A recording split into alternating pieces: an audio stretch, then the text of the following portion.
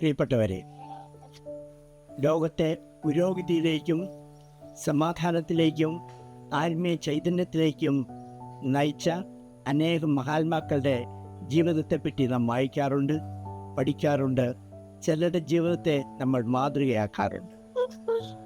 എൻ്റെ ജീവിതമാണ് എൻ്റെ സന്ദേശമെന്ന് പറഞ്ഞ മഹാത്മാഗാന്ധിയും, ഭാരതത്തെ നയിച്ച ചാച്ചാ നെഹ്റു, ആത്മീയ ചൈതന്യം ഭാരതത്തിന് പകർന്നു വന്ന മദർ തെരേസയുമെല്ലാം ഈ മഹാത്മാക്കളുടെ പട്ടികയിൽപ്പെടുന്നു.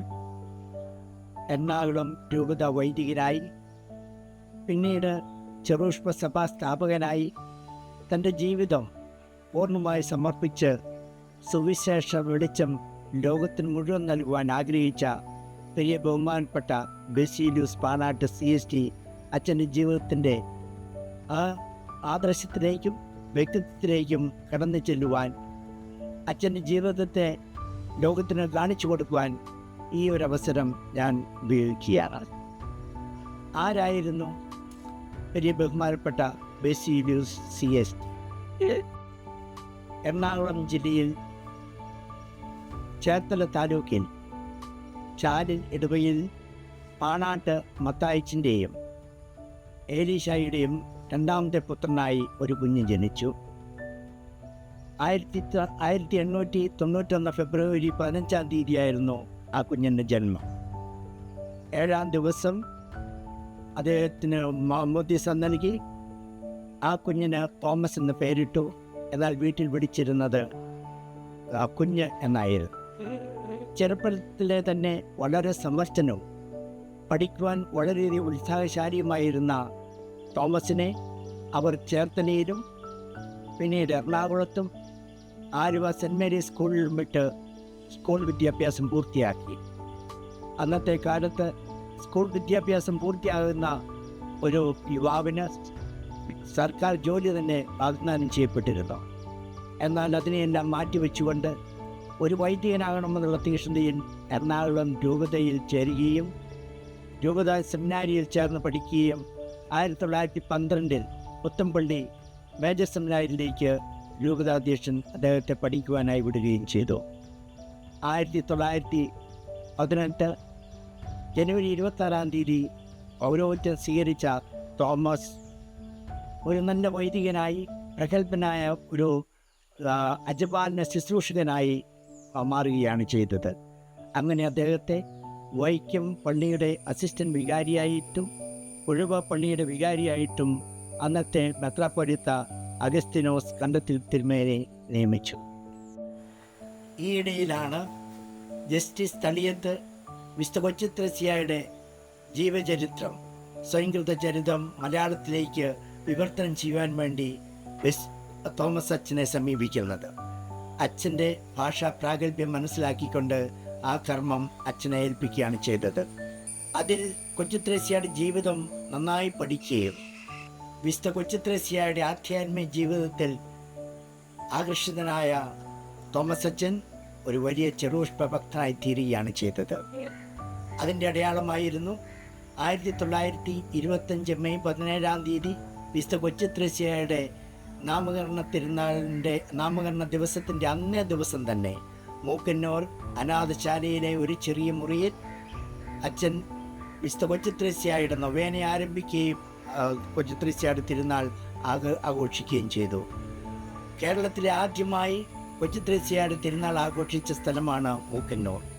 അവിടെ നിന്ന് ആ കൊച്ചുത്രേസ്യ ഭക്തി കേരളത്തിൻ്റെ മാത്രമല്ല ഇന്ത്യയുടെ വിവിധ ഭാഗങ്ങളിലേക്ക് വ്യാപിക്കുകയും അതൊരു വലിയ മാറ്റം തന്നെ തിരുസഭയിൽ, കേരള സഭയിൽ വരുത്തുകയും ചെയ്തു. ഇന്ന് മൂക്കന്നൂർ കൊച്ചുത്രേസ്യയുടെ വലിയൊരു തീർത്ഥാടന കേന്ദ്രമായി മാറി ലക്ഷങ്ങളാണ് എല്ലാ വർഷവും അവിടെ തിരുനാൾ ആഘോഷിക്കാൻ വേണ്ടി വരുന്നത്. മൂക്കന്നൂരിൽ ഒരു വികാരിയായി ചെന്ന അച്ഛൻ തൻ്റെ അജപാലന രംഗത്ത് ജനങ്ങൾക്ക് വേണ്ടി ജീവിച്ചു.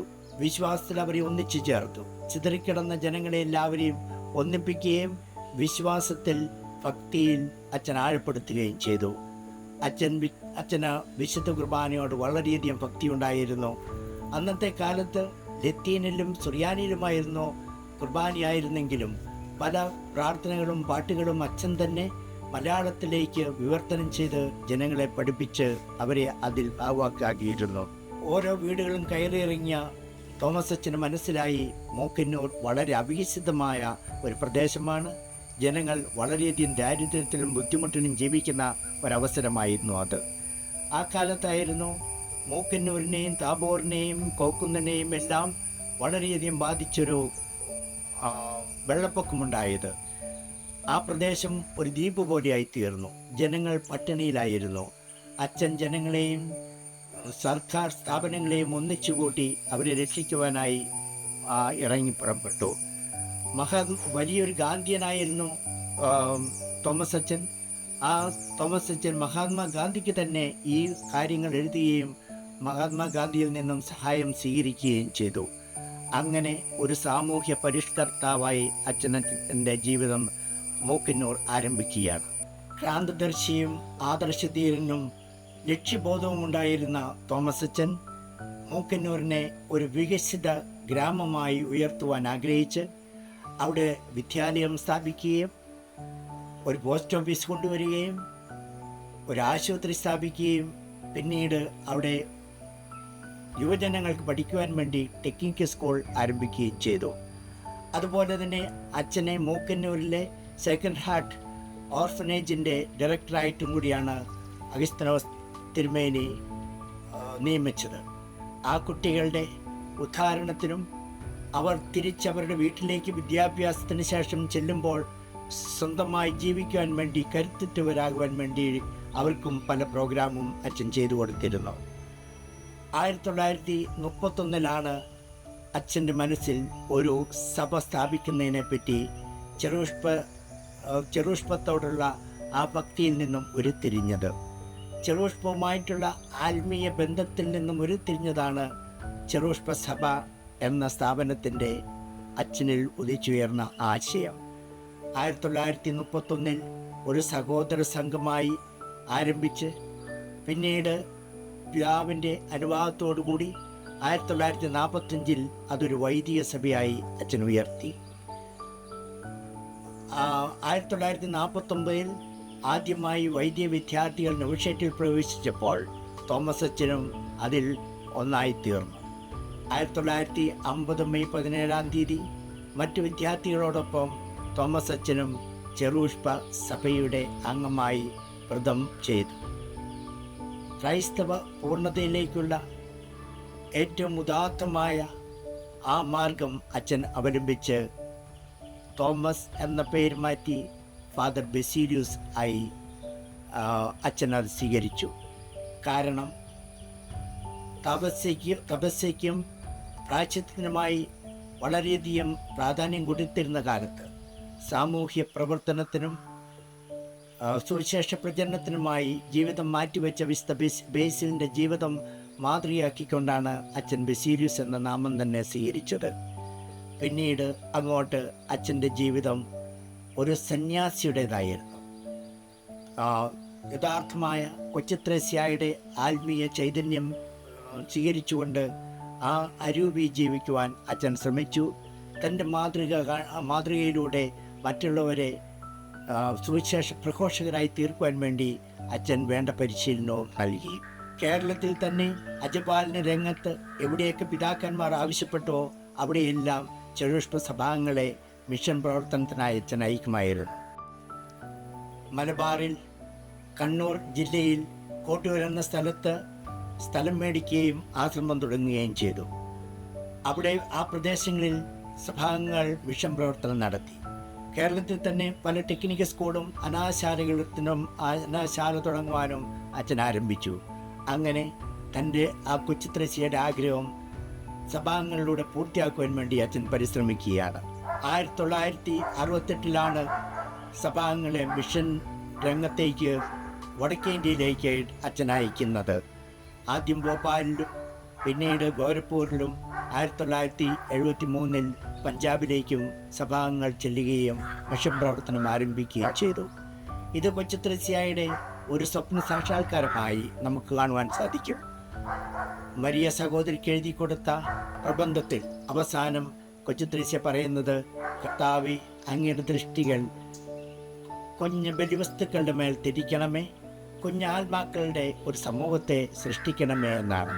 ആ കൊച്ചു ത്രേസ്യയുടെ ആഗ്രഹം ഇന്ന് ചെറുപുഷ്പ സഭാംഗങ്ങളിലൂടെ പൂർത്തിയാവുകയാണ്. ഇന്ന് ബസേലിയസച്ചൻ സ്ഥാപിച്ച ഈ സഭാംഗങ്ങൾ 5 ഭൂഖണ്ഡങ്ങളിലും മിഷൻ പ്രവർത്തനം നടത്തുന്നു. അങ്ങനെ ചെറുപുഷ്പ സഭയെ തൻ്റെ ജീവിതം കൊണ്ടും ആദർശം കൊണ്ടും ഒരു മിഷണറി സഭയായി ഉയർത്തുകയും ചെറുപുഷ്പത്തിൻ്റെ ആധ്യാത്മികത പകർന്നു കൊടുക്കുകയും അങ്ങനെ ലോകത്തിൽ സുവിശേഷത്തിൻ്റെ ആ വെളിച്ചം പകർത്തുകയും ചെയ്യുന്നു. അതായിരുന്നു ബസേലിയസച്ചൻ്റെ ജീവിത സ്വപ്നം. ഇന്ന് സഭാംഗങ്ങളിലൂടെ അത് പൂർത്തിയായിക്കൊണ്ടിരിക്കുകയാണ്. 48 വർഷങ്ങൾക്ക് മുമ്പ് ആ പുണ്യജീവിതം ഈ ലോകത്തിൽ നിന്നും മൺമറഞ്ഞു പോയെങ്കിലും അത് ബസേലിയസച്ചനെ പറ്റിയുള്ള ഓർമ്മ ഇന്നും ആയിരങ്ങളിൽ നിലനിൽക്കുന്നു. അദ്ദേഹം കാണിച്ചെന്ന മാർഗത്തിലൂടെ സഭാംഗങ്ങളും അദ്ദേഹത്തെ അറിയാവുന്ന എല്ലാ ജനങ്ങളും നടക്കുവാൻ ആഗ്രഹിക്കുകയാണ്. 1924 മൂക്കിനരിൽ അലയടിച്ച ആ പ്രവാചക ശബ്ദം ഇന്നും ഒരു ജീവരേഖയായി, സിംഫണിയായി, പ്രവാചക ശബ്ദമായി ഇന്നും നിലനിൽക്കുന്നു. ആ ജീവിതത്തെ മാതൃകയാക്കിക്കൊണ്ട് സുവിശേഷ ദീപം ലോകത്തിൽ ജ്വലിപ്പിക്കുവാൻ സഭാംഗങ്ങൾ എന്നും ബദ്ധശ്രദ്ധരാണ്. നീയും പോയി ഇതുപോലെ ചെയ്യുക എന്ന യേശുവിൻ്റെ ആ ആഹ്വാനത്തെ സ്വീകരിച്ചുകൊണ്ട് വിശുദ്ധ കൊച്ചു ത്രേസ്യയുടെ ആധ്യാത്മികതയിൽ ചെറുപുഷ്പ സഭയെ സ്ഥാപിക്കുകയും ആ ചെറുപുഷ്പ സഭാംഗങ്ങൾ വഴി ലോകം മുഴുവൻ സുവിശേഷത്തിന് സാക്ഷ്യം വഹിക്കുവാൻ വേണ്ടി അവരെ തയ്യാറാക്കുകയും അയക്കുകയും ചെയ്ത വല്യച്ഛൻ ഇന്ന് സ്വർഗത്തിൽ നമുക്ക് മധ്യസ്ഥത വഹിക്കുന്നു. അച്ഛന് വേണ്ടിയിട്ടും നമുക്ക് ഒരുമയോടെ പ്രാർത്ഥിക്കാം.